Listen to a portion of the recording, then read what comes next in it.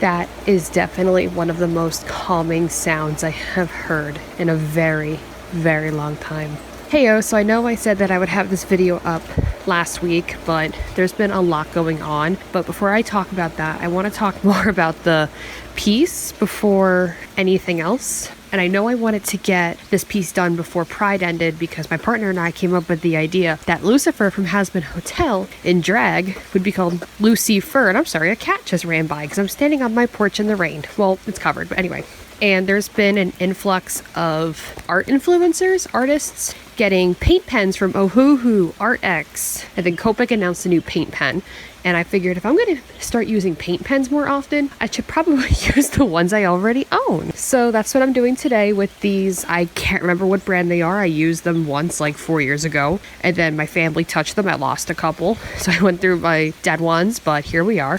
And some of these paint pens I got in a thrift store, like the Elmer's brand specifically, like 5-6 years ago. And they were already from 2010. So as of right now, those pens are 14 years old and still kicking ass. But yeah, I wanted to get a drag queen Lucifer. And I know like nothing about drag makeup. Like I'm not a makeup person. At most, you just see me wearing like lipstick. So looking up like drag queen outfits while trying to stick with, I almost said Satan, Lucifer's actual outfit was kind of a challenge because I didn't want to make it too in your face. I wanted to keep it recognizable. And I decided to go with his full demon/angel form. I just like the way it looked better. The original idea for this was me to go down to the park and paint, but I didn't want to drag all of my liquid body paints, and I also didn't want to use heavy body because I hate heavy body acrylics. So I just ended up using paint pens. And like I said, I was going to go to the park the day I'm recording this, which is, Wednesday, the 26th. So the day before this is supposed to be up. Congratulations, I'm still doing things last minute. We have a severe thunderstorm warning that started at about noon, and you can hear the rain. But the thunderstorm just passed as of like 8 o'clock, 8:30. I stayed home and did it on my front porch. And if you see it get darker, those are the storm clouds rolling in. And it took me a while to actually start it. Like I think I pulled out my sketchbook at like 11 o'clock and did not start until 1:30. I was just so distracted because I have so much going on in my life right now. I believe I mentioned this in the description of the last video I uploaded, the vlog. And I also talked about it on Instagram, which you should totally check out. Links down below. That I am no longer a prep cook. Yeah, and I have a new job already lined up paying me more than my old job did. I quit my old job, no call, no show, no notice, because I could not take it anymore. I wrote the whole thing up on Instagram about my old job and how it made me feel, and I saved the slides on my phone because Instagram likes to do this thing where if you upload a bunch of slides with text, sometimes when you upload them, they just get deleted like the text does. So it's just a picture that makes no sense. So I guess I'll just talk about the post I made. I say post, their story post from June 18th. And I'm going to cut it down in a nutshell because I don't feel like reading this all because it took me 45 minutes to type out. So everybody knows that my cafe job, I was a waitress to start. And then about, I want to say a month or two after, something like that, my boss had come forward to me and said, hey, do you mind helping out dishes, like doing dishes, because the dishwasher wants to try waitressing? And I was like, if it's only for one day, then sure. That one day turned into like 2-3 days, and then it was more dishwashing than waitressing. And then I complained. I was like, hey, I got started as a waitress, got switched back. And then there was one day I was dishwashing. I remember the day exactly. It was a day a friend of mine was moving away. I wanted to go meet up at a bar with her and a couple of other friends from my old job. So I was dishwashing and I told my boss, like, hey, I don't want to be here too long. I don't want to close up early but I'm just letting you know that if I do start closing up early. And she's like, yeah, that was fine, whatever. It was so slow that I started helping out with prep cooking. I literally just used the deli slicer because I was cross-trained for the deli at my old job. So I started helping, and then she comes up to me one day and says, how would you like to be a new prep cook? And I was like, oh, like this person did. She was like, yeah. So I said, I don't mind helping out. I still want at least like 1 day of waitressing because I thought I was going to still have 2 days waitressing, 2 days dishwashing, 1 day prepping because that's kind of what I was told. No, I was immediately scheduled for prep the entire time. My waitress was just gone. And I was like, this isn't my thing. And she basically manipulated and gaslit me, saying like, oh, you just gotta keep trying, it's gonna be okay. So she told me I'd basically get used to it, and I was like, well, all right, but I still kind of want waitressing days, and the only response I would ever get is, we'll see. So I was like, all right. Fast forward a couple of months, I was basically only doing prep work, maybe one waitressing day every few weeks, which was fucking killing me because I was always 100% honest about the amount of money I made. Like I can easily make $100, $200 a day waitressing. So that was about because that could be anywhere from like 500 to 600 in cash a week, which is perfect. But being a prep cook, I was only being paid at first $10 an hour, which cut my check to less than 400 for 40 hours a week. What? So I had to keep begging and pleading to get one waitressing day. I wanted one once a week, and I got that for a little bit. And then that would only last for a couple days, or a couple weeks, I should say. And that was just it. Like, I was just done waitressing at that point because they just would not listen to me. I once again had to beg and plead, and I got my day back for about a month. And then I talked about an incident with a coworker in a relationship with another coworker, married, and then she quit. And then any waitressing day I had was gone. From this past December to this past March, I had to beg and plead again for one day a week. And I got my one day a week, and it only lasted 3 weeks. Because then I went on vacation and I came back. I had maybe one day and it was gone. So since about the beginning of April, I had 0 waitressing days. Because then the cook quit and I had to take over a secondary cook, which is not what I wanted at all. I have told my boss time and time again, I did not want this. I wanted to be a waitress. In the wintertime, it was okay because it wasn't too busy. And then we started getting busy and it was getting so stressful. And I could not do it anymore. I just couldn't do it. But the only thing that was keeping me sane was doing my art shows, like my craft fairs, my last Saturdays, the Pride Festival. So I put in those days off. I want to say in mid-May. For up to 6 months out, they were off. And I did these shows last year with 0 problem. So I do my May last Saturday. I do my Pride Festival. The day before, no, 2 days before I leave for the Pride Festival, I think I talked about it in that vlog, I was told I can't do the September craft fair because my boss is going on vacation, as if that's my problem. So I was like, oh, well, that sucks, but maybe I can get somebody to cover. And the more I thought about it, the angrier I got.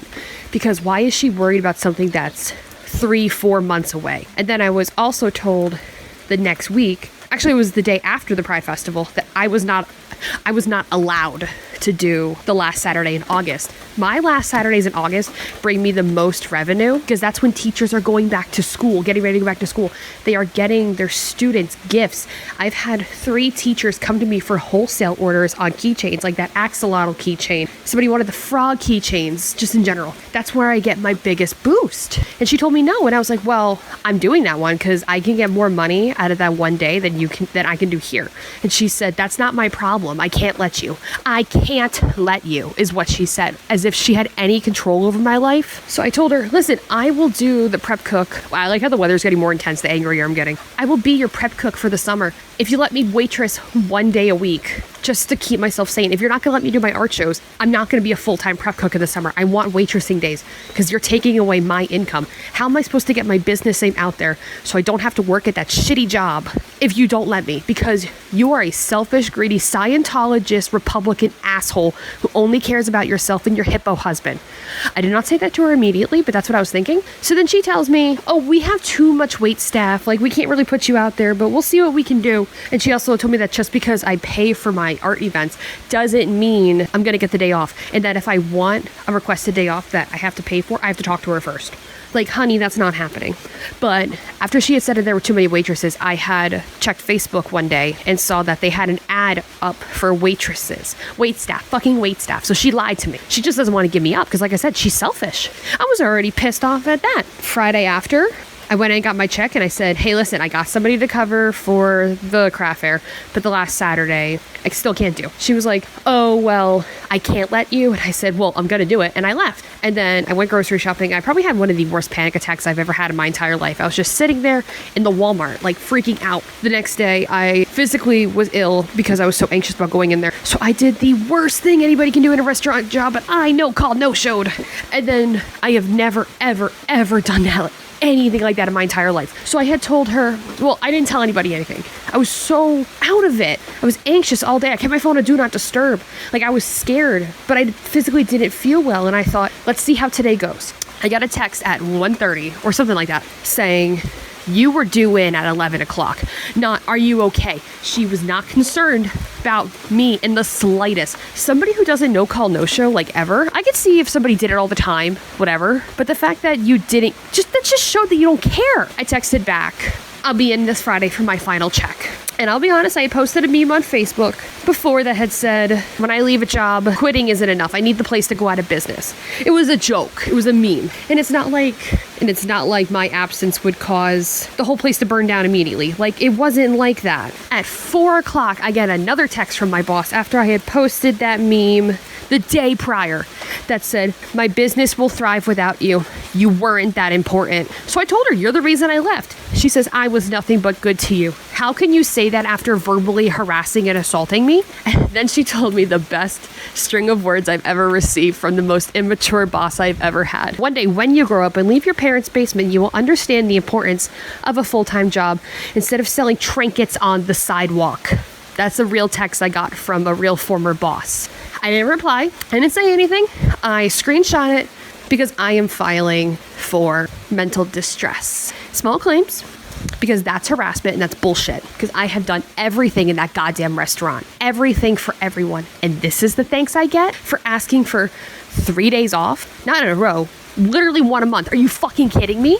She's fucking insane. So now that I knew that I was free, I was like, okay, cool. I need a job. So I was putting in applications for jobs 2 days before I quit. It was hilarious. But I got a job offer from Walmart the day after I quit. Pays $15 an hour, not waitressing money, part-time at 33 hours with paid time off and health benefits. And I don't have to do everybody else's job. 33 hours at $15 an hour is still almost $70 more than what she was paying me. I was being paid $11.50 when I left.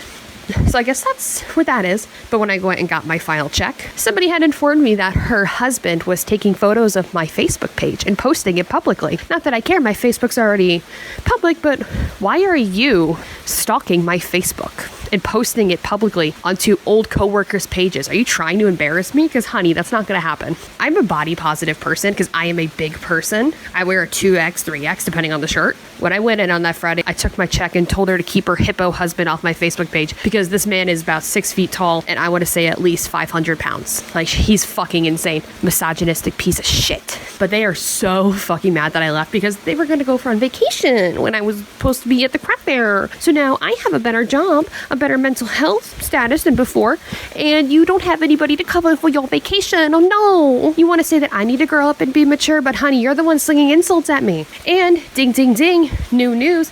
My sister works at a different grocery store actually across the street from where I'm going to be working with my job.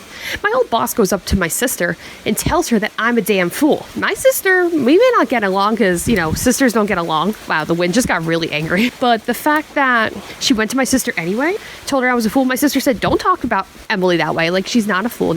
I don't remember what the conversation was after, but my sister called her a cunt to her face because that's exactly what that bitch is. I have done nothing wrong legally. The only morally questionable thing I've done is call her husband a hippo, and everybody that I cared about at that cafe has already come forward and talked to me, and they don't blame me at all.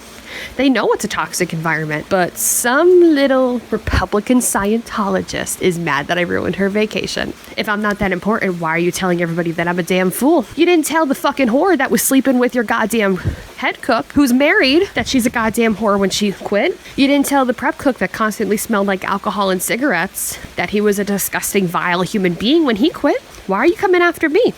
Is it because I'm liberal? Is it because I'm gay? Is it because you're a fucking bigot? Or is it that you're a coward and you know that you can't do this without me? You've been taking advantage of me for far too long, ma'am. And no amount of incorrect spellings on your fucking Facebook page will ever make you seem like the smart one in this situation. You're looking for a perp cook? Specials? Learn to spell, sweetheart. I hope you're here. I hope you're watching me draw a drag queen while dragging your name. Even though I haven't said it because I'm a fucking smart person. I'm not a damn fool. I am important. You're a sour little bitch. Your God is dead. People like you fucking killed him. I'll see you in court, sweetheart.